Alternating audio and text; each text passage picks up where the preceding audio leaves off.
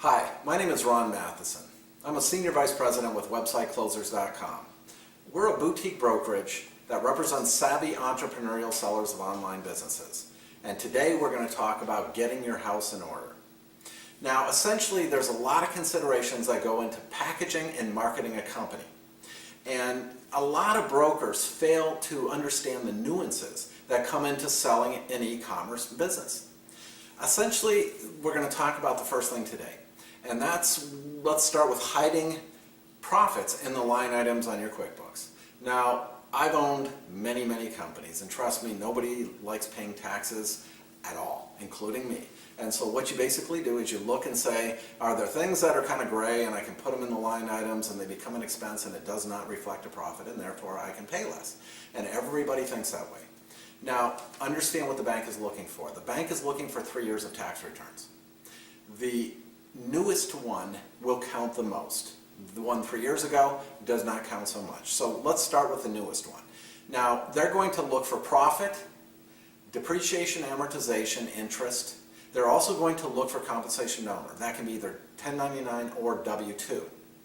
They'll also recognize a pension plan that goes to you, or if you're paying family members, particularly if you're paying them to do a job that they're not doing, or if you're paying them way more than the going rate for a job, which then becomes replacement value, which we will factor in. Those are all things that we can get through a bank.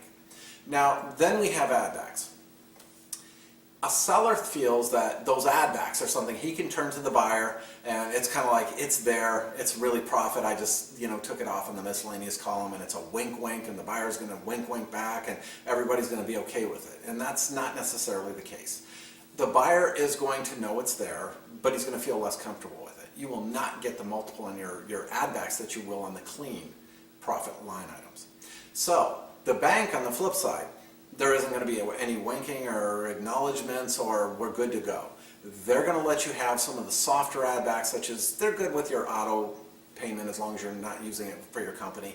A lot of times, let's say that you took a vacation and you went and saw your competitor and said, therefore it's a write-off because I went and visited my competitor by traveling there. Yeah, the IRS will probably ding you on that one, but it's certainly not fraudulent or criminal, and it's a gray area. You'll get an understanding that yes, that money is there, but you're not going to get your full multiple on that. So you want to try to avoid that as much as you possibly can.